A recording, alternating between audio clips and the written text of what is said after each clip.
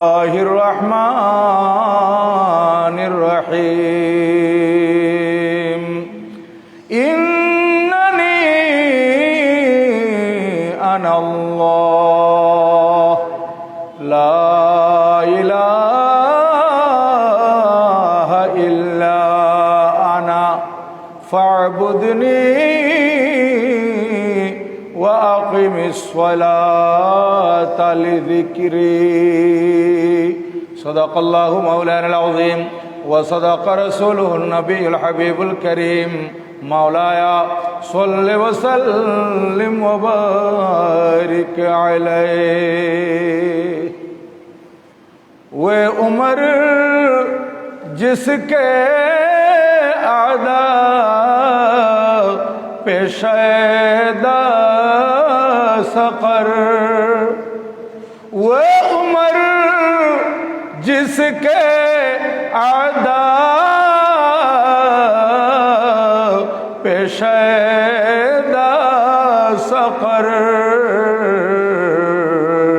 उसे खुदा दोस्त हजरत पेला को सलाम मुस्तफा जाने रहमत पेला को सलाम शम्ए बज़ में हिदायत पेला को सलाम।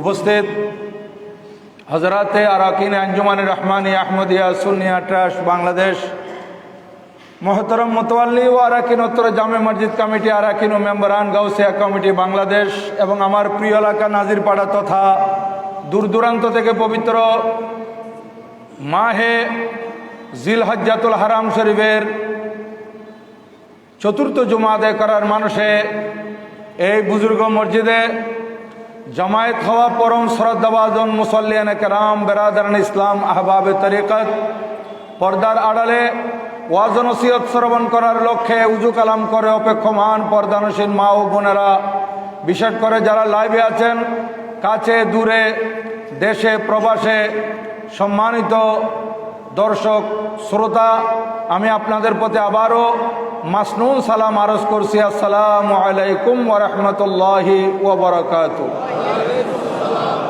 মহান রব্বুল আলমিনের आलिशान दरबारे लक्ष कोटि शुक्रिया। सरकारे दो जहां बायसे कौन मका अरवाहुना फिदाहो सल्लल्लाहु ताला अलैहि व अला आलिहि व सहबिहि व सल्लमार नूरानी दरबारे दरुद सालामेर हादिया तोहफा नजराना पेश करार पर आपनादेर शुक्रिया आदाय करतेছি। बड़ भक्ति मोहब्बत आंतरिकता एवं एखलास निये पवित्र जुमार नामाज आदाय करार मानुषे जमायत হয়েছেন কিংবা হতে চলেছেন। আল্লাহ জাল্লা ওয়া আলা প্রত্যেকের উপস্থিতিকে কবুল আর মঞ্জুর করুন, সবাই বলুন আমিন। সম্মানিত উপস্থিতি, আজ আবহাওয়া শীতল আছে, এরপরও বৃষ্টি বাদলার দিন, বাইরে হয়তো বাইরা নামাজ পড়ার সুযোগ কীরকম হবে জানি না, তারপরও আপনারা একটু ভাইদেরকে ভিতরে প্রবেশ করার জন্য যারা গেটে আছেন আপনারা একটু দয়া করবেন, মেহরবানি করবেন, কারণ প্রচুর জায়গা উপরে খালি আছে। তৃতীয় তলায় দ্বিতীয় তলায় দাঁড়ালে বোঝা যায় যে বেশ কয়েকটি কাতার পিছনে খালি থেকে যায়। তো আপনারা যদি ভাইদেরকে একটু ডেকে উপরে উঠাই দেন, যেহেতু বৃষ্টি বাদলার দিন আপনারা সওয়াব পাবেন। আর এমন এক সময় আমরা নিরাপদে জুমার নামাজ আদায় করতে এসেছি যে সময় বিশ্ব অশান্ত, পৃথিবীর মধ্যে বেশ কয়েকটি দেশে যুদ্ধ চলমান এবং পাখির মতো মানুষ মারা যাচ্ছে, পাখি শিকার করার মতো মানুষ শিকার করতেছে। একদিকে ইরান ইসরায়েল, অপরদিকে রাশিয়া ইউক্রেন, আরেকদিকে ইসরায়েল ফিলিস্তিন। ফিলিস্তিনের উপর এখনো বর্বর নির্যাতন চালিয়ে যাচ্ছে এই দখলদার বাহিনীরা। তো দোয়া করি আল্লাহ পাক যাতে সারা পৃথিবীর পরিস্থিতিকে শান্ত করে দেয়। আমরা যুদ্ধ চাই না, আমরা শান্তি চাই। আমরা শান্তি চাই, আমরা যুদ্ধ চাই না। আমরা মুসলমান, ভিন্ন ধর্মের লোক যারা আছে তাদেরকে বাঁচার অধিকার ইসলাম দিয়েছে। ইসলাম তাদের হক দিয়েছে, তাদের বাঁচার অধিকার দিয়েছে। তাদের উপর জুলুম করার কোনো রাইট ইসলামের নাই। কিন্তু তারপরও এরা যখন গায়ে পড়ে যুদ্ধ করতে চাইবে তখন আপনাকে তো আত্মরক্ষা করতে হবে। আত্মরক্ষার জন্য আপনাকে প্রতিপক্ষের বিরুদ্ধে দাঁড়াতে হবে। তাই সারা বিশ্ব প্রায় বিশ্বযুদ্ধের মতো একটা পরিস্থিতি বিরাজ করতেছে। আল্লাহ পাক সুবহানাহু ওয়া তাআলা এগুলো থেকে যাতে আমাদেরকে হেফাজত করে, সারা বিশ্বকে হেফাজত করে। কারণ এক দেশ আরেক দেশের সাথে যখন ওয়ার এবং যুদ্ধ লাগে তখন অটোমেটিক দ্রব্যমূল্যের দামও বেড়ে যায়। কারণ এটা বিশ্ব পরিস্থিতি, তখন বেসামাল হয়ে যায়। তাই এই ধরনের পরিস্থিতি যাতে আমাদের উপর না আসে, দুর্ভিক্ষ দেখা দেয় বিশ্বের মধ্যে, এইরকম সময় যাতে আমরা না দেখি, আল্লাহ পাক আমাদেরকে হেফাজত করুন। সবাই বলুন আমিন। সম্মানিত হাজিরিন, আজ আমি আপনাদের খেদমতে ইসলামী জাহানের দ্বিতীয় খলিফা আমিরুল মুমিনিন ওয়া খলিফাতুল মুসলিমিন হযরত সৈয়দনা উমর ইবনুল খাত্তাব ফারুক আজম রাদিয়াল্লাহু তাআলা আনহুর জীবন কর্ম কারামতের উপর আলোচনা করার ইচ্ছা পোষণ করেছি। কারণ এই জিলহজ মাসেই ওনার শাহাদত। কোনো সময় ওনার উপর ধারাবাহিক আলোচনা করা হয় নাই, এবং এই মাসে আবার ইসলামী জাহানের তৃতীয় খলিফা আমিরুল মুমিনিন সৈয়দনা ওসমান ইবনে আফফান জিন্নুরাইন রাদিয়াল্লাহু তাআলা আনহুর শাহাদত। হযরত ওসমান গনি জিন্নুরাইন রাদিয়াল্লাহু তাআলা আনহুর শাহাদত যদিও বা কেউ কেউ আইয়ামে তশরিকের ভিতর বলেছেন, কিন্তু প্রসিদ্ধ রওয়ায়াত হচ্ছে 18 জিলহজ হযরত সৈয়দনা ওসমান বিন আফফান রাদিয়াল্লাহু তাআলা আনহুর শাহাদত। আর হযরত ওমর ইবনুল খাত্তাব রাদিয়াল্লাহু তাআলা আনহুকে শহীদ করার উদ্দেশ্যে জালেম আবু লুলু ফিরোজ মজুসি অগ্নি পূজারী, সে কৃতদাস ছিল আমার নবীজির প্রিয় সাহাবী হযরতে মুগিরা বিন শুবা রাদিয়াল্লাহু তাআলা আনহুর। এক ব্যাপারে উনি হযরত ওমর রাদিয়াল্লাহু তাআলা আনহুর উপর ক্ষিপ্ত হয়েছিল। ক্ষিপ্ত হয়ে সে তার খঞ্জর যেটা ছিল, এই খঞ্জরকে খুব ভালো করে ধার দিয়েছিল এবং বিষের মধ্যে দীর্ঘদিন রেখেছিল। এই বিষ মাখা খঞ্জর দিয়ে হযরতে ফারুক আজম রাদিয়াল্লাহু তাআলা আনহুর উপর ওয়ার করেছিল, আক্রমণ করেছিল। এই আক্রমণে উনি আঘাতপ্রাপ্ত হয়ে 26শে জিলহজ থেকে শুরু করে উনি 29শে জিলহজ পর্যন্ত ছিলেন। 29শে জিলহজ উনি শাহাদাত বরণ করেছিলেন। ইন্না লিল্লাহি ওয়া ইন্না ইলাইহি রাজিউন। এবং মুহররমুল হারামের প্রথম তারিখ 24 হিজরিতে ওনার জানাজা এবং দাফন শরীফ হয়েছিল। এই উমর আল ফারুক রাদিয়াল্লাহু তাআলা আনহুর জীবন কর্ম কারামত যদি আলোচনা করতে যাই, ধারাবাহিক মোটামুটি 4টি জুমা যদি আমি পেতাম তাহলে কিছুটা আলোচনা করা যেত। কিন্তু ইসলামী জাহানের এই দুই খলিফার জন্য 2টি জুমা আমি বরাদ্দ করতে পেরেছি। কারণ এরপর থেকে শাহাদাতে কারবালার আলোচনা হবে ধারাবাহিক ইনশাআল্লাহ। তো আজকের জুমা হযরত সৈয়দনা আমিরুল মুমিনিন উমর ইবনুল খাত্তাব রাদিয়াল্লাহু তাআলা আনহুর উপর এই 4 জুমার আলোচনা এক জুমাই। এই জন্য আমি একটু তাড়াতাড়ি করতে পারি, তাড়াহুড়া করতে পারি। আপনারা একটু নিজ গুণে বুঝে নেওয়ার চেষ্টা করবেন। আগামী জুমা ইনশাআল্লাহ হযরতে ওসমান গনি জিন্নুরাইন রাদিয়াল্লাহু তাআলা আনহুর উপর আলোচনা হবে। যদি এটা 30শে জিলহজ হয় কিংবা পয়লা মুহররম হয়, যদি চাঁদ 29শে হয় তাহলে ওই আগামী জুমা হবে পয়লা মুহররম। আর যদি 30শে যায় তাহলে হবে এটা এই আপনার 30 তারিখ জিলহজ চাঁদের। যাই হোক, তারপর আমি এটা হযরত ওসমান রাদিয়াল্লাহু তাআলা আনহুর উপর আলোচনা করার ইচ্ছা পোষণ করেছি, কারণ এইভাবে আলোচনা আর হয় নাই। এই জন্য সম্মানিত হাজিরিন, কোরআনুল করিম থেকে একটি আয়াত আমি তেলাওয়াত করেছি। যে আয়াতটি হচ্ছে কোরআনুল করিমের 16তম পারা সূরা তাহা এর 14 নম্বর আয়াত। এই আয়াতটি তেলাওয়াত করার উদ্দেশ্য, কারণ এই আয়াত শুনেছিলেন হযরত উমর ইবনুল খাত্তাব রাদিয়াল্লাহু তাআলা আনহু সর্বপ্রথম ইসলাম কবুল করার আগে। এই আয়াত শুনে ওনার কলবের জগতের পরিবর্তন এসেছিল, ওনার অন্তর্জগৎ পরিবর্তন হয়েছিল। কুরআনুল কারীমের এই আয়াত শুনে উনি যাচ্ছিলেন আমার নবীজিকে শহীদ করার উদ্দেশ্যে, কিন্তু পথিমধ্যে ওনাকে ঘুরিয়ে দেওয়া হলো। উনি নিজের বোনের ঘরে, ভগ্নিপতির ঘরে এসে যখন কোরআন শরীফের আয়াত তেলাওয়াত শুনেছিলেন এই আয়াত, তখন এই আয়াত শুনে উনি আমার নবীজির দরবারে যাওয়ার জন্য পাগল পারা হয়ে গেছিল। আল্লাহ পাক কুরআনুল কারীমে বলেন, বিসমিল্লাহির রহমানির রহিম, ইন্নানি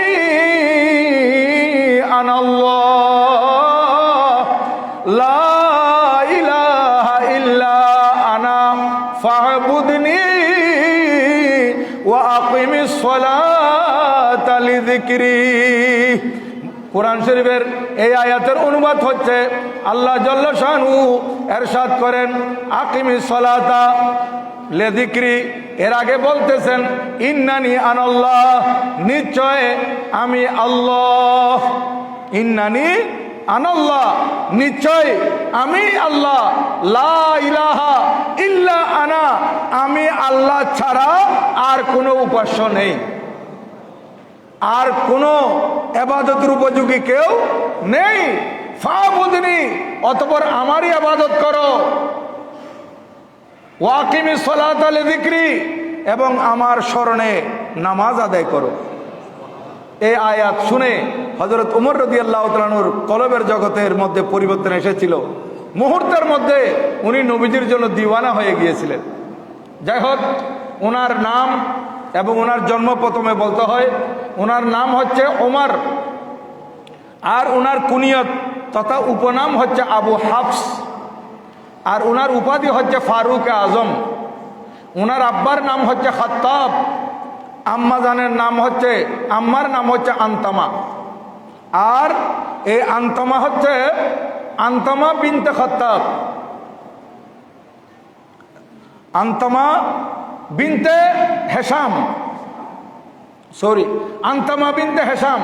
অর্থাৎ উনি হযরতে উমর রাদিয়াল্লাহু তাআলা আনহুর আম্মা আবু জেহেলের আপন বোন। আবু জেহেল ইবনে হেশাম, আনতামা ইবনে হেশাম বিন মুগিরা। তাহলে এদিকে হযরতে সাইয়েদনা উমর ইবনুল খাত্তাব রাদিয়াল্লাহু তাআলা আনহুর জন্ম হচ্ছে, আমি প্রায় সময় বলে থাকি, সেই সময় জন্মসন গণনা করা হতো কোনো বড় একটা ঘটনাকে লক্ষ্য করে। সেই সময় ঘটনা ঘটেছিল হস্তি বাহিনীর। ইয়েমন থেকে আবরাহা এসেছিল আল্লাহর ঘর খানায়ে কাবাকে ধ্বংস করার জন্য, শহীদ করার জন্য হস্তি বাহিনী নিয়ে, বল শক্তি নিয়ে এসেছিল। আর সেই ঘটনাকে বলা হয়, সেই ঘটনা যে বছর হয়েছিল সেইটাকে বলা হয় আমুল ফিল, হস্তি বাহিনীর ঘটনার বছর।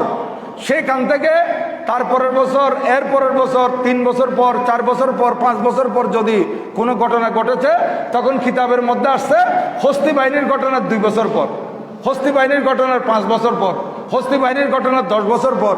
এইভাবেই ওনারা সময় নির্ধারণ করেছেন। তো আমার নবীজি হস্তি বাহিনীর ঘটনার 41 দিন, 45 দিন অথবা 51 দিন পর দুনিয়াতে তশরিফ এনেছিলেন।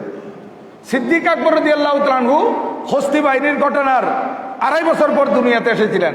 আর হযরত উমর ইবনুল খাত্তাব রাদিয়াল্লাহু তাআলা আনহু, ওনার জন্ম হচ্ছে হস্তি বাহিনীর ঘটনার 13 বছর পর, 13তম বছরে।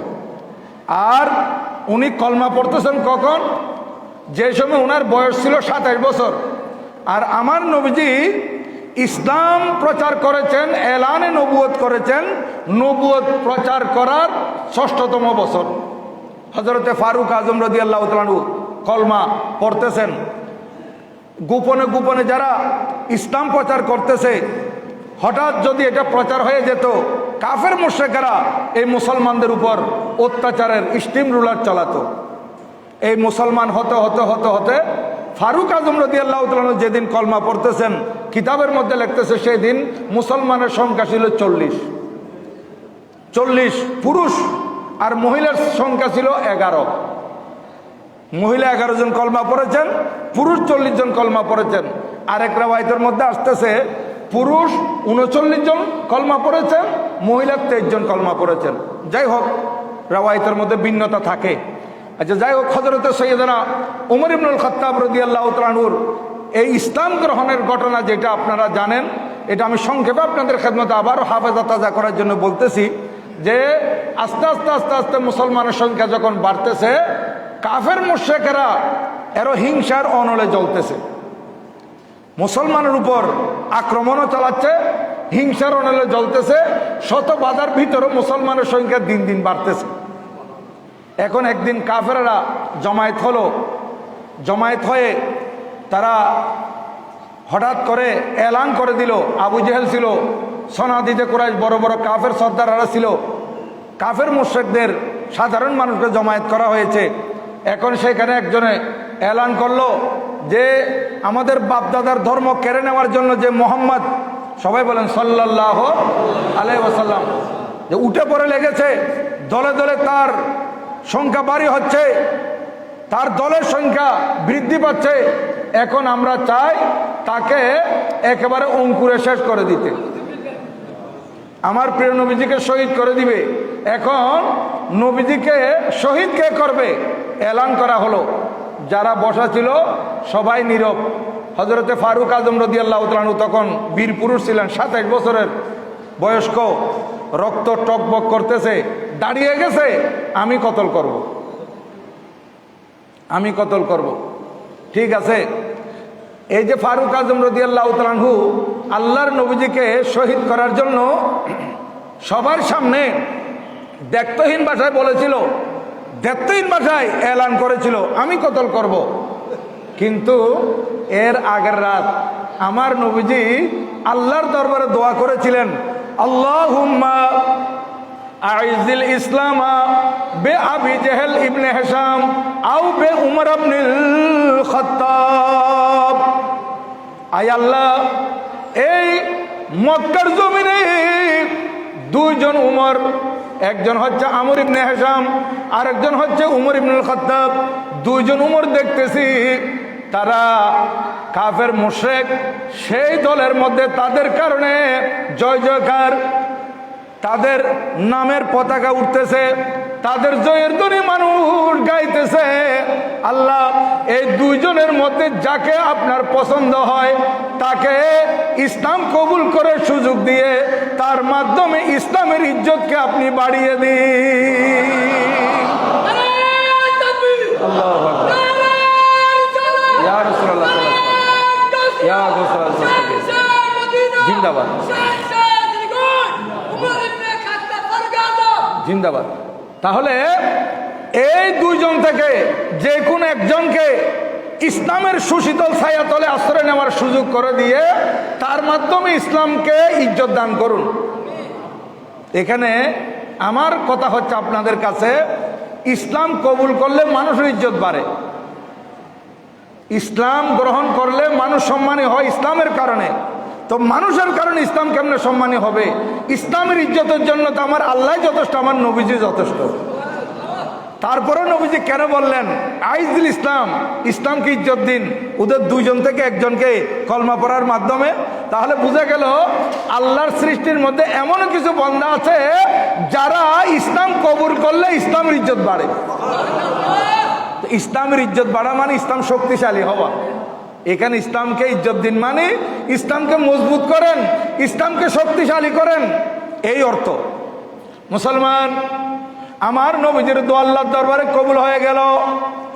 আর সকাল বেলা হযরত সৈয়দনা ফারুক আজম রাদিয়াল্লাহু তাআলা আনহু উনি তলবারে নিয়ে যাচ্ছেন, আমার নবীজিকে শহীদ করে দিবেন। আমার নবীজি তখন মক্কা শরীফের পাশে জবল আবি কুবাইসের দ্বারে হযরত সৈয়দনা আরকম রাদিয়াল্লাহু তাআলা আনহুর ঘরে অবস্থানরত ছিলেন। বাইরে পাহারাদার ছিলেন হযরতে হামজা, হযরতে তালহা রাদিয়াল্লাহু তাআলা আনহুমা, এই দুজন পাহারা দিচ্ছেন। কিছু সাহাবী নবীজির কামরায় আছেন, আমার নবীজিও আছেন। হযরতে যায়েদ হযরত আরকম রাদিয়াল্লাহু তাআলা আনহুর ঘরে, অর্থাৎ দারে আরকমের মধ্যে নবীজি আরাম করতেছেন। এইদিকে ফারুক আজম রাদিয়াল্লাহু তাআলা আনহু তলবারি নিয়ে যখন আসছেন, হাশেমি নওজোয়ান বনি জোহরার লোক।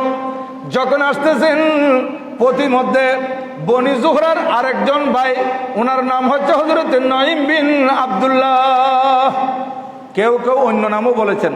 হযরত নঈম বিন আব্দুল্লাহ রাদিয়াল্লাহু তাআলা আনহুর সাথে সাক্ষাৎ হয়। এই উমর, হাতে নঙ্গা তরবারি নিয়ে কোন দিকে যাচ্ছেন? বলে আমি আজকে মুসলমানদের নবী মুহাম্মদকে কতল করতে যাচ্ছি, নাউজুবিল্লাহ, আমি উনাকে কতল করে দেব। হযরত নূয়াইম বলতেছেন, তুমি যদি হযরত রাসূল করিম সাল্লাল্লাহু আলাইহি ওয়াসাল্লামকে শহীদ করো, কতল করো, তাহলে হাশিমির গোত্র এবং জোহরা গোত্র থেকে তুমি কি বাঁচতে পারবে? এই কথা বলাতে উনি বলতেছেন, তুমিও মনে হয় সেই দলের হয়ে গেছো। এই নূয়াইম, আসো আমি প্রথমে তোমাকে শেষ করি। এই কথা বলে উনি তলবারি উঠালেন। হযরত নূয়াইম রাদিয়াল্লাহু তাআলা উনিও তলবারি উঠালেন।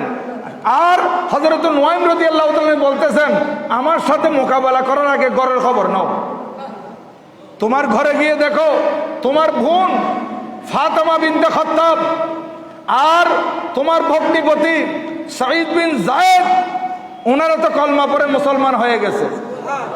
এই কথা বলার সাথে সাথে উনি আর আমার নবীজির দিকে যান নাই, গেলেন ভগ্নিপতির ঘরের দিকে।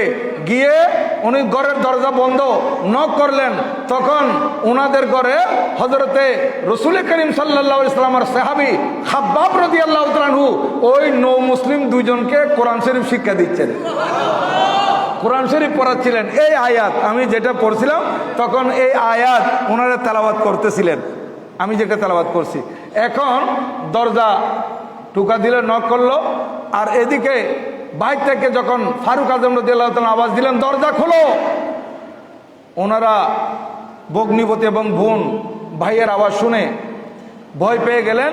আর হযরতে খাব্বাব রাদিয়াল্লাহু তাআলা আনহু, যিনি টিচার, যিনি কোরআন শরীফ শিক্ষা দিচ্ছেন, উনি এক কোণে লুকিয়ে গেছেন। উনি লুকিয়ে যাওয়ার পর যখন দরজা খুলে দেওয়া হলো, তখন উনি ঘরে ঢুকে বলতেছেন, এই তোমরা নাকি কলমা পড়েছ, তোমরা নাকি আমাদের বাপদাদার দিন থেকে চলে গেছো। এই কথা বলে ভগ্নিপতির দাড়ি মুবারক ধরে এমনভাবে টান দিল, উনি মাটিতে পড়ে গেছেন। আর উনাকে খুব বেধড়ক মারপিট করতে লাগলো। হযরতে সাঈদ বিন যায়েদ রাদিয়াল্লাহু তাআলা আনহুকে খুব বেশি মারতেছেন। হযরত ওমর রাদিয়াল্লাহু তাআলা আনহু এই অবস্থা দেখে, বোন আসছেন স্বামীকে নিজের ভাই থেকে ছুটাই নেওয়ার জন্য। হযরত ওমর রাদিয়াল্লাহু তাআলা আনহুর রাগ তখনও কমে নাই। উনি নিজের বোনের চেহারার মধ্যে এমন এক ঠুসি দিলেন, এই ঠুসিতে, এই ঘুষিতে ওনার চেহারা রক্তাক্ত হয়ে গেছে, নাক ফেটে গেছে, চেহারা দিয়ে রক্ত পড়তেছে, একেবারে নাকে মুখে রক্ত। উনি, বোন হলো হযরত ওমর রাদিয়াল্লাহু তাআলা আনহুর বোন, বলতেছে, এই ভাই ওমর, আপনি কি করতেছেন? আপনি আমার স্বামীকে এবং আমাকে মারতে মারতে শরীর থেকে প্রত্যেকটা রক্তের ফোঁটা যদি বের করে আমাদেরকে মেরে ফেলেন, আমরা যে দিন গ্রহণ করেছি এই দিন থেকে আর কোথাও যাব না, আমরা এই দিন থেকে আর সরতে পারবো না।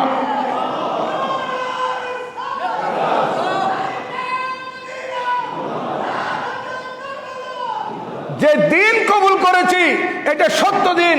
ভাই, আপনি যে দিনের উপর আছেন, আপনি মিথ্যার উপর আছেন। আপনার দিন, আপনার ধর্ম এটা বাতিল, আর আমরা হক দিন গ্রহণ করেছি, সত্য দিন গ্রহণ করেছি। এই কথা বলাতে তখন ফারুক আজম রাদিয়াল্লাহু তাআলা একটু ঠান্ডা হয়ে গেলেন। বোনের আওয়াজ শুনে বলে, আচ্ছা ঠিক আছে বোন, আমি যখন দরজায় আসছিলাম তখন তোমরা কিছু পড়তেছিলে, আমাকে একটু শোনাবে? তখন বোন বলতেছেন, এটা আল্লাহর কালাম, আল্লাহ সুবহানাহু ওয়া তাআলার কুদরতের জবানের বাণী, এটা নাপাক মানুষ শুনতে পারে না, ধরতে পারে না, নাপাক মানুষ এটা ধরতে পারবে না, আপনাকে গোসল করতে হবে। উনি অনেক বলেছেন আমাকে একটু শোনাও, তারপরে না, এই নাচুর বন্দিনী, উনি বলেন আগে গোসল করেন। ভাইকে গোসল করালেন। এদিকে হযরতে খাব্বাব রাদিয়াল্লাহু তাআলা দেখলেন হযরতে ফারুক আজম রাদিয়াল্লাহু তাআলার পরিবর্তন, তখন উনি যেখানে লুকিয়েছিলেন ওখান থেকে বের হয়ে গেছেন। বের হয়ে আইসা উনি ওই কোরআন শরীফ তেলাওয়াত করা আরম্ভ করলেন। এই তেলাওয়াত শুনে হযরতে ফারুক আজম রাদিয়াল্লাহু তাআলার অন্তরে ইসলামের মায়া বসে গেল, আমার নবীজির মহব্বত এসে গেল, আল্লাহর ভয় অন্তরে এসে গেল। তখন বলতেছেন, বোন তুমি যেই নবীর কলমা পড়েছ আমাকে একটু ওই নবীর দরবারে নিয়ে চলো। হযরত সৈয়দনা ফারুক আজম রাদিয়াল্লাহু তাআলা আনহুকে নিয়ে হযরত খাব্বাব রাদিয়াল্লাহু তাআলা আনহু, হযরত সাইদ বিন যায়েদ রাদিয়াল্লাহু তাআলা আনহু ওনারা যাচ্ছেন আর নবীজির দরবারে পাহারাদার ছিলেন হযরত হামজা, হযরত তালহা রাদিয়াল্লাহু তাআলা আনহুমা। হযরত হামজা রাদিয়াল্লাহু তাআলা আনহু যখন দেখলেন হযরত উমর আসতেছেন, হাতে তলোয়ারই আছে, কারণ আরবের লোকদের হাতে এটা ওদের অভ্যাস যে তলোয়ার একটা রাখে আত্মরক্ষার জন্য। হযরত ফারুক আজম রাদিয়াল্লাহু তাআলা হাতে তলোয়ারই আছে, উনি তো উমর মক্কা শরীফের কাফের মুশরিকদের মধ্যে বড় নওজোয়ান বাহাদুর পুরুষ, এখন আসতেছেন। হযরত হামজা রাদিয়াল্লাহু তাআলা বলেন নিয়ত যদি ঠিক থাকে তাহলে আমি হামজার তলোয়ারি থেকে বেঁচে যাবে, আর নিয়ত যদি খারাপ হয় তাহলে আমি তাকে আজকে ছাড়বো না। এখন এই কথা উনি খেয়াল করতে না করতে ওইদিকে আমার নবীজিকে আল্লাহ পাক জানিয়ে দিয়েছেন, নবীজিও বেরিয়ে আসছেন। আর এদিকে হযরত ওমর রাদিয়াল্লাহু তাআলা আমার নবীজির সামনে আসলেন, আমার নবীজির তরবারি হাত থেকে নিয়ে নিলেন। ফারুক আজম রাদিয়াল্লাহু তাআলা হাত ধরলেন, ধরে বলতেছেন আই উমর, কতক্ষণ পর্যন্ত ওই দিনের মধ্যে থাকবে? যতক্ষণ পর্যন্ত তুমি লাঞ্ছিত হতে থাকবে, বেশি বেশি লাঞ্ছিত হবে, লাঞ্ছিত থাকবে, ততক্ষণ পর্যন্ত ওই আগের দিনের মধ্যে থাকবে। তুমি কি ইসলাম কবুল করবে না? এই কথা বলার সাথে সাথে ফারুক আজম রাদিয়াল্লাহু তাআলা বলতেছেন আশহাদু আন লা ইলাহা ইল্লাল্লাহু ওয়া আন্নাকা মুহাম্মাদান আবদুল্লাহি ওয়া রাসূলু। এই কথা বলে হযরত ফারুক আজম রাদিয়াল্লাহু তাআলা কলমা পড়ে মুসলমান হয়ে গেছেন। এই ফারুক আজম রাদিয়াল্লাহু তাআলা যখন কলমা পড়ছেন তখন 40 জনের মতো মুসলমান ছিল। ফারুক আজম রাদিয়াল্লাহু তাআলার কলমা পড়া শোনা মাত্র ওনারা এমন ভাবে নারায়ে তাকবীরের স্লোগান বুলন্দ করেছিলেন, কিতাবের মধ্যে আসতেছে মক্কা শরীফের মধ্যে এই আওয়াজ চতুর্দিকে পৌঁছেছিল এবং কাফেরদের কলব কাঁপতেছিল। এই জন্য ডক্টর ইকবাল রহমতুল্লাহ বলেছেন এটম বোম সে কहीं बरतर हमारे नाराয়ে তাকবীর। একই এটম বোম থেকে আরো শক্তিশালী বোম হচ্ছে আমাদের নারায়ে তাকবীর। আমরা নারায়ে তাকবীরের ধ্বনি দেব, আমরা নারায়ে তাকবীর নারায়ে সালাতের ধ্বনি দেব, এটা বাতিলের দুর্গের মধ্যে আঘাত আসবে। পুরা মক্কা শরীফ কেঁপে উঠেছিল নারায়ে তাকবীরে। হযরত ফারুক আজম রাদিয়াল্লাহু তাআলা বলতেছেন ইয়া রাসূলুল্লাহ, আমরা কি সত্য দিনের উপর নাই? নবীজি বললেন কেন না, অর্থাৎ সত্য দিনের উপর আছে অবশ্যই। এই কথা বলার সাথে সাথে হযরত ফারুক আজম রাদিয়াল্লাহু তাআলা বললেন তাহলে আমরা আর গোপনে কেন এই ইসলাম চর্চা করব, ইসলাম কবুল কেন গোপনে করবে লোকেরা? আমি এখন মক্কা শরীফের আল্লাহর ঘর খানায়ে কাবার পাশে চলে যাব। এই কথা বলে উনি 40 জন সাহাবায়ে কেরাম, এই 40 জনকে 20 জন করে দুই কাতার করে, এক কাতারের সামনে হযরত ওমর রাদিয়াল্লাহু তাআলা আনহু আর এক কাতারের সামনে হযরত হামজা রাদিয়াল্লাহু তাআলা আনহু, এই দুইজন এই নারায়ে তাকবীরের স্লোগান দিয়ে ওনারা আল্লাহর ঘর খানায়ে কাবায় চলে আসছেন। খানায়ে কাবায় আসার পর এখানে এলান করে দিলেন, বড় বড় কাফেররা ছিল, যখন এরা দেখতেছে মুসলমানরা নারায়ে তাকবীরের ধ্বনি দিচ্ছে, এখানে কোরআন শরীফ তেলাওয়াত করতেছে, কাফেররা দৌড়ে আসতেছে মুসলমানের উপর আক্রমণ করার জন্য। হযরত ফারুক আজমকে দেখে তারা ঘুরে যায়। ফারুক আজম রাদিয়াল্লাহু তাআলা এমন বীর পুরুষ ছিলেন, উনি বলেন যেই মামা আমাকে বাবা দিয়েছিল আমি নবীজির শির মুবারক উচ্ছেদ করে আনবো বলাতে আমি প্রথমে কলমা পড়ে মুসলমানদেরকে নিয়ে আল্লাহর ঘরে গিয়ে নারায়ে তাকবীর দিলাম, আর আমি মামার ঘরে একা চলে গেলাম। মামার ঘরে গিয়ে আওয়াজ দিলাম মামা আমি কলমা পড়ে মুসলমান হয়ে গেছি। আমার মামা তাড়াতাড়ি দরজা বন্ধ করে দিয়েছে আমি যাতে ঢুকতে না পারি। মামা ভয় আবু জেহেল, অর্থাৎ আবু জেহেল ভিতরে দরজা বন্ধ করে বলতেছে বাগিনা এটা ভালো কাজ না, বলে ভালো কাজ না খারাপ কাজ, বাইরে আসেন, তারপর আমি আপনাকে বুঝাচ্ছি ভালো কাজ না খারাপ কাজ। আবু জেহেল আর দরজা খুলে নাই। উনি বলেন এইভাবে আমি বীর বাহাদুর কাফেরদের মধ্যে আরো কয়েকজনের দরজায় গেছি, কেউ আমার বইয়ে দরজা খুলে নাই। এই বাহাদুর হযরত সৈয়দনা ওমর ইবনুল খাত্তাব রাদিয়াল্লাহু তাআলা আনহুর এই জজবা ওনার ইন্তেকালের আগ পর্যন্ত ছিল, উনার দৌড়া খেলাফত পর্যন্ত ছিল। এত বড় বীর পুরুষ হওয়ার পর কলমা পড়ার পর উনি কাঁদতেন, সবসময় কাঁদতেন, আয় আল্লাহ আমাকে যদি মানুষ না বানায় একটা ছাগল বানাতেন, আজকে মানুষ আমাকে জবাই করে খেয়ে ফেলতো, গোশত কিছু কবাব করত, কিছু বুনা করত, কিছু এভাবে ঝোল দিয়ে রান্না করত, কিয়ামতের ময়দানে আমাকে জবাবদিহিতার আওতায় আসতে হতো না। আজকে আমি উমর আল্লাহর দরবার কি জবাব দেব, কি জবাব দেব, এই কথা বলে বলে উনি সব সময় কাঁদতেন। হযরত সাইয়েদনা উমর ইবনুল খাত্তাব রাদিয়াল্লাহু তাআলা, এই উমর ইবনুল খাত্তাব রাদিয়াল্লাহু তাআলা মক্কা শরীফ থেকে মদিনা শরীফ হিজরত করার সময় অনেক প্রায় সাহাবা একরাম গোপনে গোপনে হিজরত করেছেন। একমাত্র প্রকাশ্যে এলান করে আওয়াজ দিয়ে আমি হিজরত করতেছি, এই কথা প্রকাশ্যে আওয়াজ দিয়ে হিজরত করেছিলেন হযরত ফারুক আজম রাদিয়াল্লাহু তাআলা। দেখেন, এই ফারুক আজম রাদিয়াল্লাহু তাআলা মদিনা শরীফ আসছেন, প্রত্যেকটা যুদ্ধের মধ্যে আমার নবীজির সাথে ছিলেন, বীরত্বের সাথে যুদ্ধ করেছেন। এবং আমার নবীজির এন্তেকালের পর হযরতে ফারুক আজম রাদিয়াল্লাহু তাআলা হযরত ওমর রাদিয়াল্লাহু তাআলা খলিফা হলেন, এরপর হযরতে ফারুক আজম রাদিয়াল্লাহু তাআলা দ্বিতীয় খলিফা হয়েছেন।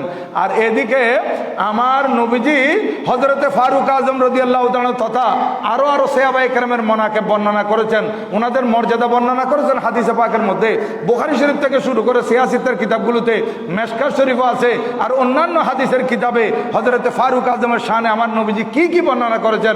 নবীজি হযরত আয়েশা সিদ্দিকা রাদিয়াল্লাহু তাআলা থেকে বর্ণিত হাদিসে পাক, আমার নবীজি বলেন, এই আয়েশা, হযরত আয়েশা রাদিয়াল্লাহু তাআলা বর্ণনা করতেছেন, নবীজি বলেন, আন্নী লা আনজুরু ইলা শায়াতিনিল জিন্নি ওয়াল ইনসি কদ ফাররু মিন ওমর। আমার ওমর এমন ব্যক্তিত্ব, আমার ওমর মুসলমানদের মধ্যে এমন সাহসী পুরুষ, যাকে দেখলে জিন শয়তান এবং মানুষ শয়তান সবাই পলায়ন করে। জিন শয়তানও পালিয়ে যায়, মানুষ শয়তানও পালিয়ে যায়। এবং নবীজি আরেক পর্যায়ে হাদিসে পাকে ইরশাদ করেছেন, হযরত উকবা বিন আমির, সময় সংক্ষেপে এই জন্য আমি মূল কথাটা বলে দিচ্ছি, হযরত উকবা বিন আমির রাদিয়াল্লাহু তাআলা থেকে বর্ণিত হাদিস, উনি বলেন নবীজি ইরশাদ করেছেন, আমার পরে তো কোনো নবী হবে না, আমি শেষ নবী, আমার মাধ্যমে নবুয়ত শেষ করে দিয়েছেন আল্লাহ পাক সুবহানাহু ওয়া তাআলা, আমি খাতামুন নবীন। আমার পরে যদি আল্লাহ পাক কাউকে নবী বানাতেন, ওমর রাদিয়াল্লাহু তাআলা নবী হতেন। তাহলে দেখেন উমর রাদিয়াল্লাহু তাআলার শান ও মান, ওনার মর্যাদা। হযরতে ফারুক আজম রাদিয়াল্লাহু তাআলার শানে অসংখ্য হাদিসে পাক বর্ণিত আছে। এবং উনি নিজেই বলেছেন, আল্লাহ পাক সুবহানাহু ওয়া তাআলা আমাকে এত মায়া করেন, এত দয়া করেন, প্রায় 21টি জায়গার মধ্যে আমি যেরকম চেয়েছি আল্লাহ পাক সুবহানাহু ওয়া তাআলা সেইভাবে কোরআন শরীফের আয়াত নাযিল করেছেন। দেখেন, আমার নবীজি বদরের যুদ্ধের পর আসামি যারা 70 জন, এদের ব্যাপারে সাহাবায়ে কেরাম থেকে পরামর্শ নিলেন, তোমরা বলো এদেরকে কি করা যায়। তখন এক একজন এক এক পরামর্শ দিয়েছেন। কেউ বলেন জরিমানা নিয়ে তাদেরকে ছেড়ে দেওয়া হোক। কেউ হযরতে ফারুক আজম রাদিয়াল্লাহু তাআলা বলতেছেন, যার আত্মীয় তাকে কতল করবে। মুসলমানের মধ্যে যিনি মুসলমান, ওনার আত্মীয় যিনি বন্দী হয়েছেন, ওনাকে ওনার হাতে কতল করবে। এইভাবে যদি বা ওনাদেরকে জুরমানা দিয়ে ছাড়িয়ে দেওয়া হলো, কিন্তু আল্লাহ পাক সুবহানাহু ওয়া তাআলা মতামত গ্রহণ করে কবুল করেছিলেন হযরত ফারুক আজম রাদিয়াল্লাহু তাআলা। আমার নবীজির দরবারে নবীজির বিবিগণ বসা থাকতেন, তখন পর্দার আয়াত নাযিল হয় নাই। হযরতে ফারুক আজম রাদিয়াল্লাহু তাআলা বলতেছেন, ইয়া রাসূলুল্লাহ, আপনার নূরানি দরবারে কত ভালো মানুষ আসতেছে, কিছু কিছু খারাপ মানুষ আছে, আপনার পরিবারের মহিলারা যে এখানে বসা থাকে, এরা আপনি যদি কোনো কিছু চান তাদেরকে পর্দার ভিতর থেকে যদি চাইতেন, এটা তো ভালো হতো। উনি বলছেন, লাউ সালতুমুহুন্না মাতান ফাসআলুহুন্না মিন ওয়ারাইল হিজাব, যদি আপনি তাদের থেকে কিছু চান তাহলে ওনারা পর্দার ভিতর থেকে আপনাকে দিবে, এটা ভালো হবে। সাথে সাথে অনুরূপভাবে কোরআন শরীফের আয়াত নাযিল হয়েছে। দেখেন, আল্লাহ পাক কোরআন শরীফের আয়াত নাযিল করে দিয়েছেন ফারুক আজম রাদিয়াল্লাহু তাআলার কথার উপর, লাউ সাআলতুমুহুন্না মাতাআন ফাসআলুহুন্না মিন ওয়ারাইল হিজাব, আপনি তাদের থেকে কোনো কিছু প্রয়োজন হলে চাইলে এদেরকে পর্দার ভিতর থেকে চান, এরা পর্দার ভিতর থেকে আপনাকে দিবে। এক ইহুদি ওনার কাছে এসে বলতেছে, আই ওমর, আপনার নবী যে জিবরিল জিবরিল জিবরিল বলতেছে, মিকাইল বলতেছে, ফেরেশতা সবগুলো বলা আছে, কিন্তু এই দুইজন আমাদের দুশমন, আমরা এই দুইজনকে সহ্য করতে পারি না, এই দুইজন আমাদের শত্রু। হযরতে ফারুক আজম রাদিয়াল্লাহু তাআলা বলে দিলেন, মান কানা আদুওয়ান লিল্লাহি ওয়া মালাইকাতিহি ওয়া রুসুলিহি ওয়া জিবরিলা ওয়া মিকাইলা ফাইনাল্লাহা আদুওয়ান লিল কাফিরিন। হযরতে ফারুক আজম বললেন, যারা আল্লাহর সাথে শত্রুতামি করে, যারা ফেরেশতাদের সাথে শত্রুতামি করে, যারা রসুলদের সাথে শত্রুতামি করে, বিশেষ করে হযরতে জিবরিল এবং মিকাল এর সাথে শত্রুতামি করে, এটা হচ্ছে এজহারে খাস বাদাল আমের পরে খাসের জিকির, এটা ফজিলতের জন্য। যারা এই মিকাল জিবরিলের সাথে শত্রুতামি করবে তারা আল্লাহর শত্রু। আল্লাহ কাফেরদেরকে পছন্দ করেন না, আল্লাহ কাফেরদের সাথে শত্রুতামি রাখেন। এইটা বলে দিয়েছেন হযরতে ফারুক আজম ওনার জমানে রাদিয়াল্লাহু তাআলা আনহু। হুবহু উনি যেভাবে বলেছেন এইভাবে আল্লাহ পাক কোরআন শরীফের আয়াত নাযিল করে দিয়েছেন। এইভাবে হযরতে ফারুক আজম রাদিয়াল্লাহু তাআলা আনহুর 21 জায়গার মধ্যে আল্লাহ পাক ওনার মতামতকে গ্রহণ করেছেন। এবং হযরতে ফারুক আজম রাদিয়াল্লাহু তাআলা আনহু এমন ব্যক্তি যিনি খেলাফতে আদিষ্ট হওয়ার পর এলান করে দিয়েছিলেন, আমি খলিফা থাকা অবস্থায়, আমি আমিরুল মুমিনিন থাকা অবস্থায়, কারণ ফারুক আজম রাদিয়াল্লাহু তাআলার জমানায় মিশর ফতে হয়েছিল, ইরান ফতে হয়েছিল, সিরিয়া জয়লাভ করেছিল, এভাবে ইরাক জয়লাভ করেছিল, অনেক দেশ ইসলামের আওতায় এসেছিল হযরতে সৈয়দনা ফারুক আজম রাদিয়াল্লাহু তাআলার জমানায়। উনি বলেন, আমার এই খেলাফত আমলে ফুরাত নদীর পারও যদি কোনো কুকুর, একটা কুকুর পানি না খেয়ে মারা যায়, এটার জন্য আমাকে আল্লাহর দরবার জবাব দিয়ে হতে হবে। এবং উনি খেলাফতের দায়িত্ব নেওয়ার পর উনি বলছেন, আমি টুকটাক ব্যবসা বাণিজ্য করতাম, আমার পরিবার চলতো, কিন্তু এখন তো আমাকে এখান থেকে ওজিফা নিতে হবে। সবার সাথে পরামর্শ করে এত কম ওজিফা, এত কম উনি বেতন ধার্য করেছেন, যেগুলো দিয়ে কোনো রকম ওনার পরিবার চলে। হযরতে ফারুক আজম রাদিয়াল্লাহু তাআলা দুইটা কাপড়, একটা কাপড় গরমকালের জন্য, একটা শীতকালের জন্য। উনি কোনো অবস্থাতে পাতল কাপড় গায়ে দিতেন না, উনি সবসময় মোটা কাপড় গায়ে দিতেন। দেখেন ফারুক আজম রাদিয়াল্লাহু তাআলা আনহু। এবং উনি প্রাদেশিক গভর্নর যাদেরকে বানাতেন ওনাদেরকে বলে দিতেন যে তোমরা প্রাদেশিক গভর্নর হচ্ছ, কিন্তু কোন অবস্থায় তুর্কি ঘোড়ার উপর উঠতে পারবে না। তুর্কি ঘোড়া মানে যেমন আমাদের এখানে ঘোড়া বাদ দিয়ে আমরা গাড়ির দিকে দেখি, মার্সিডিজ ব্র্যান্ড গাড়ি, যেগুলো দামি দামি গাড়ি, এগুলো মন্ত্রী মিনিস্টার ব্যবহার করে।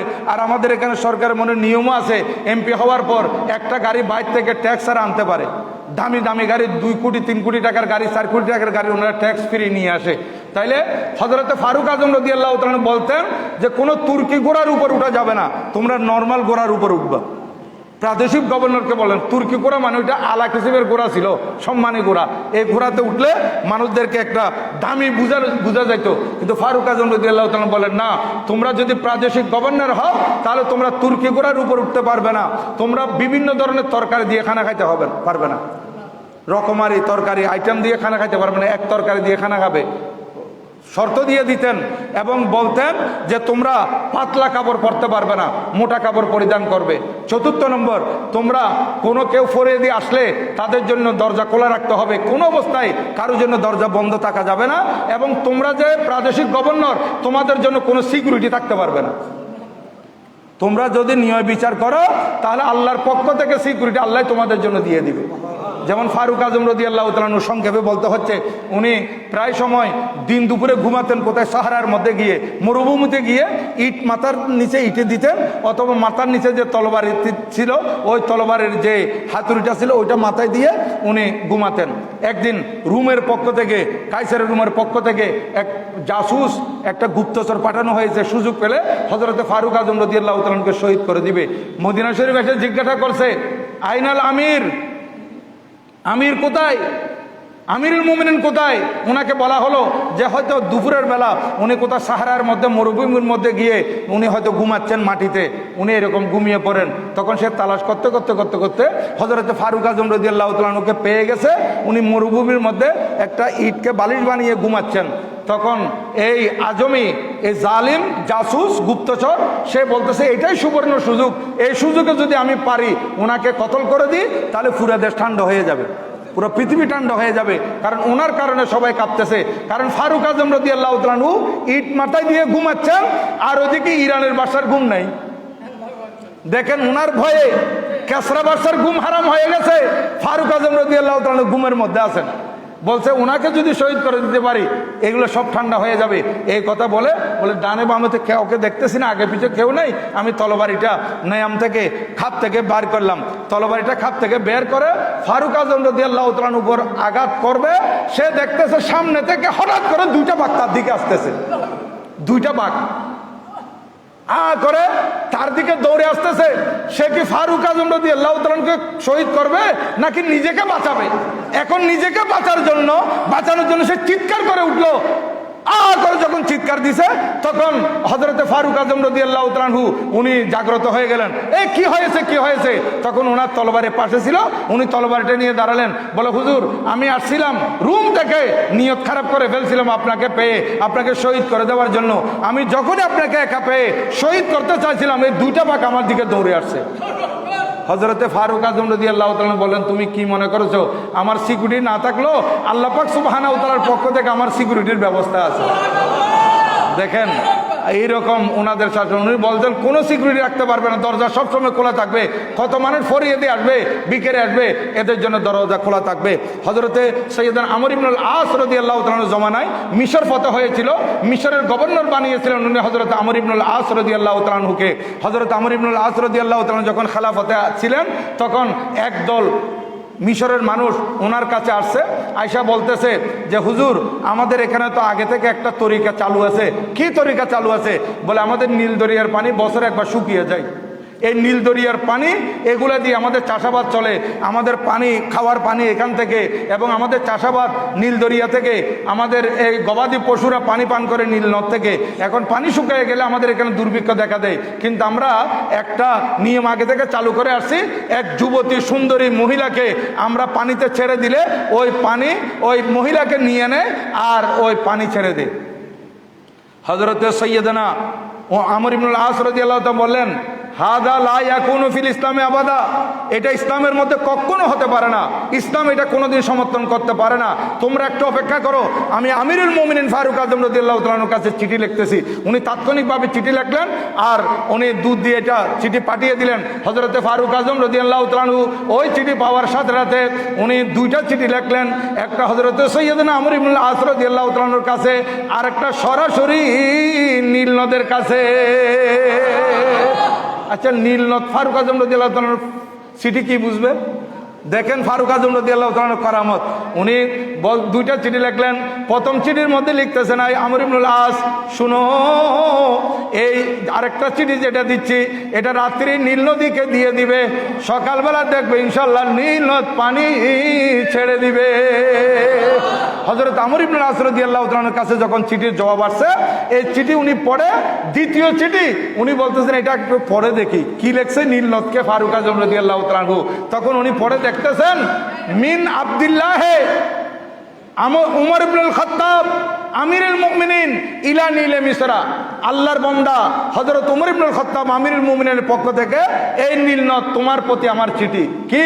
ইয়া বাহরো ইন কুনতা তাজরি মিন কাবালিকা ফালা তাজরি, তুমি যদি তোমার পক্ষ থেকে জারি হয়ে থাকো তোমার পানির দরকার নাই, তুমি এইভাবে থেকে যাও, শুকিয়ে থাকো, তোমার পানির দরকার নাই। আর ফাইনাল্লাহ ইয়াজরিকা ওয়া ইন কানাল্লাহু ইয়াজরিকা ফাসআলুল্লাহাল ওয়াহিদুল কাহ্হার আন ইয়াজরিকা, আমি আল্লাহর কাছে ফরিয়াদ করতেছি যদি তুমি নীল নদের মধ্যে জোয়ার ভাটা আল্লাহর হুকুমে আসে তাহলে আল্লাহ পাক সুবহানাহু ওয়া তাআলা তোমাকে জারি করে দিবে। এই চিঠি লিখেছেন ফারুক আজম রাদিয়াল্লাহু তাআলা নীল নদের কাছে। হযরত আমর ইবনুল আস রাদিয়াল্লাহু তাআলা আনহু ওই চিঠি রাত্রিবেলা গিয়ে নীল নদে নিক্ষেপ করেছেন, আর সকালবেলা 16 ফিট পানি উঠে গেছে, 16 ফিট পানি। আর সেই থেকে নিয়ে আজ পর্যন্ত নীল নদ আর শুকায় নাই। ফারুক আজম রাদিয়াল্লাহু তাআলা চিঠি পেয়ে, এটা কত বড় করামত ফারুক আজম রাদিয়াল্লাহু তাআলা। দেখেন ওই যে আরো অনেক করামতের কথা আছে। উনি খেলাফত আমলে রাত্রিবেলা প্রজাদের অবস্থা অবলোকন করতেন। আমাদের দেশের নেতারা যদি আজকে ফারুক আজম রাদিয়াল্লাহু তাআলার এই ফারুক আজম রাদিয়াল্লাহু তাআলার নিয়ম নীতিকে ফলো করে ওনাকে নিজের আইডল বানায়, তাহলে দেশের মধ্যে শান্তি অবশ্যই আসবে, মানুষ দরজা খোলা রেখে ঘুমাতে পারবে। আর আর যারা নেতারা থাকবেন ওনাদের সিকিউরিটির দরকার হবে না যদি ফারুক আজম রাদিয়াল্লাহু তাআলার শাসন আমল একটু ফলো করে। অনেকে আলহামদুলিল্লাহ আছে, কিছু কিছু মানুষ নেতা আছে যারা ফারুক আজম রাদিয়াল্লাহু তাআলাকে একটু ফলো করতে চায়, এদেরকে মানুষ ভালোবাসে, এদেরকে মানুষ মহব্বত করে, কিন্তু এদের সমাজের মধ্যে এদের গুরুত্ব কম। কারণ আমাদের এখানে যারাই ক্ষমতা দখল করে এরা প্রথমে নিজের রুটি গরম করার মধ্যে লিপ্ত থাকে, এই কারণে অধিকাংশ। কিন্তু ইল্লা মাশাআল্লাহ কিছু কিছু ভালো মানুষ আছে যাদের দ্বারাই আল্লাহ পাক এই দেশকে রক্ষা করতেছেন। যাই হোক, আমি আপনাদের খেদমতে আরজ করতে চাই, এই ফারুক আজম রাদিয়াল্লাহু তাআলা আনহু রাত্রিবেলা ঘুরে ঘুরে ঘুরে ঘুরে প্রজাদের অবস্থা অবলোকন করতেন। আর এইভাবে ফারুক আজম রাদিয়াল্লাহু তাআলা আমলে অনেক কিছু উনি সংস্কার করেছেন। আজকে এই দুস্থ ভাতা যেটা আছে, দুস্থ ভাতা, গরিবদের জন্য ভাতা, এটা ফারুক আজম রাদিয়াল্লাহু তাআলা চালু করেছিলেন। পুলিশের জন্য যে থানা, এটা ফারুক আজম রাদিয়াল্লাহু তাআলা চালু করেছিলেন। এবং সৈন্যদেরকে বেশি দিন এই কোনো যুদ্ধে গেলে বা কোনো দেশে গেলে বেশি দিন ধরে রাখা যাবে না, এটা চালু করেছিলেন হযরত সৈয়দনা ফারুক আজম রাদিয়াল্লাহু তাআলা। এই জন্য আর্মি পার্সনদের মধ্যে আছে এটা, ডিফেন্সের মধ্যে, যে বিবির যদি চিঠি যায় তাহলে তাকে ছুটি দিতে বাধ্য, বিবির চিঠি গেলে। কারণ ফারুক আজম রাদিয়াল্লাহু তাআলা একদিন গশত করতেছিলেন, উনি রাত্রিবেলা এই ঘুরতে ঘুরতে দেখলেন হঠাৎ এক ঘর থেকে কিছু ওই আশআর, নাতিয়া, ওই বিচ্ছেদের কিছু গান উনি শুনতে পেলেন, বিচ্ছেদের কিছু কথা, আশআর, শের। উনি জিজ্ঞাসা করলেন ওই মহিলাকে, কি ব্যাপার, তুমি এরকম বিচ্ছেদের এই গজলগুলো কেন গাইতেছো? সে বলতেছে, আমার স্বামী যুদ্ধে গেছে আজকে অনেক দিন, আমি স্বামীর বিচ্ছেদে গান গাইতেছি। যদি আমি আল্লাহকে ভয় না করতাম তাহলে আমি অবশ্যই অপকর্মে লিপ্ত হতাম। আমি আল্লাহর ভয়ে অপকর্মে লিপ্ত হচ্ছি না। আমার স্বামী দীর্ঘদিন আজকে যুদ্ধে গেছে, আর আসতেছে না। হযরতে ফারুক আজম রাদিয়াল্লাহু তাআলা আনহু লোক পাঠিয়ে দিয়ে তার স্বামীকে ওয়াপেস করাইয়েছেন। এবং তারপরের দিন নিজের বিবিতে ইন্তেকাল করেছিলেন আগে, নিজের মেয়ে, আমার নবীজির বিবি, আমাদের মা হযরত হাফসা রাদিয়াল্লাহু তাআলা জিজ্ঞাসা করতেছেন, এই মেয়ে, এই মা, তুমি আমাকে বলো একজন মহিলা স্বামী ছাড়া কতদিন অপেক্ষা করতে পারে? তখন তিনি, বাবা যখন এই ধরনের কথা বলছেন, লজ্জায় মাথা নত করে উনি আঙ্গুলের ইশারায় বলছেন, এভাবে 3টা দেখাইছেন, তারপরে 4টা দেখাইছেন। 3 মাস, বেশি বেশি 4 মাস স্বামী ছাড়া অপেক্ষা করতে পারে। আজকে আমাদের দেশে ভাইয়েরা বিদেশ থাকে 2 বছর, 3 বছর, 4 বছর তাকে আর আসে না। এই কারণে বেশি বেশি অ্যাক্সিডেন্টও ঘটে, অ্যাক্সিডেন্টও যথেষ্ট ঘটতেছে এবং বিচ্ছেদের ঘটনা অনেক কিছু ঘটতেছে, এগুলো আমরা দেখতেছি, আপনারাও জানেন। কিন্তু ফারুক আজম রাদিয়াল্লাহু তাআলা আনহু সাথে সাথে আইন পাশ করে ফেললেন, লা ইউহবাসুল জুয়ুশু ফাওকা আরবাতা আশহুর, কোন সৈন্য বাইরে গেলে 4 মাসের অধিক তাকে বন্দী করে রাখা যাবে না, 4 মাসের অধিক তাকে ডিউটির মধ্যে রাখা যাবে না, 4 মাসের ভিতর তাকে ঘরের মধ্যে ওয়াপস করতে হবে। দেখেন এই আইন হযরতে ফারুক আজম রাদিয়াল্লাহু তাআলা আনহু, এভাবে উনি হিজরি সন চালু করেছেন। ফারুক আজম রাদিয়াল্লাহু তাআলা ওনার অনেক সংস্কার আছে। আল্লাহ পাক সুবহানাহু ওয়া তাআলা এই ফারুক আজম রাদিয়াল্লাহু তাআলা আনহুর উসিলায় আল্লাহ আমাদের দোয়া কবুল করুন, আমিন। কারণ ফারুক আজম রাদিয়াল্লাহু তাআলা এমন এক ব্যক্তি যিনি মুস্তাজাবুদ দাওয়াত, যার উসিলা নিয়ে দোয়া করলে আল্লাহ পাক দোয়া কবুল করেন। ফারুক আজম রাদিয়াল্লাহু তাআলা আনহু যে আলোচনা সংক্ষেপে হলো 4 জুমার আলোচনা, 1 জুমায় কি করব, তারপরে যতটুকু সম্ভব হয়েছে আল্লাহ আপনি এগুলা কবুল করে এর উসিলায় আমাদের প্রত্যেকের অন্তরের নেক ফরিয়াদ আপনি কবুল করুন, আমিন। আল্লাহুম্মা আমিন। রব্বানা তাকাব্বাল মিন্না ইন্নাকা আনতাস সামিউল আলিম ওয়া তুব আলাইনা ইয়া মাওলানা ইন্নাকা আনতাত তাওয়াবুর রহিম। আয় আল্লাহ, ফারুক আজম রাদিয়াল্লাহু তাআলা আনহু উনি একবার দুর্ভিক্ষ দেখা দিয়েছে, আপনার মাহবুব নবীর চাচাজান হযরত আব্বাস রাদিয়াল্লাহু তাআলা আনহু উসিলা নিয়ে দোয়া করেছিলেন, দোয়া কবুল হয়েছিল। আজকে আমরা ফারুক আজম রাদিয়াল্লাহু তাআলা আনহু উসিলা নিয়ে দোয়া করতেছি, আমাদের অন্তরের ফরিয়াদ কবুল করুন। আল্লাহ, বিশ্ব পরিস্থিতিকে আপনি শান্ত করে দিন, সারা পৃথিবীকে মারামারি, কাটাকাটি, খুনাখুনি, রক্তপাত থেকে আপনি হেফাজত করুন। আল্লাহ, ফিলিস্তিনের মুসলমানের উপর আপনি রহমত নাযিল করুন। আল্লাহ, দখলদার বাহিনীর ক্ষমতাকে আপনি খর্ব করে দিন। ওয়া সাল্লাল্লাহু তাআলা সাল্লাম আলা খায়রুল কুওয়ান উরাশিহি মুহাম্মাদিন ওয়া আলিহি ওয়া সাহবিহি আজমাইন বিহাক্কি লা ইলাহা ইল্লাল্লাহু মুহাম্মাদুর রাসূলুল্লাহ সাল্লাল্লাহু আলাইহি ওয়াসাল্লাম।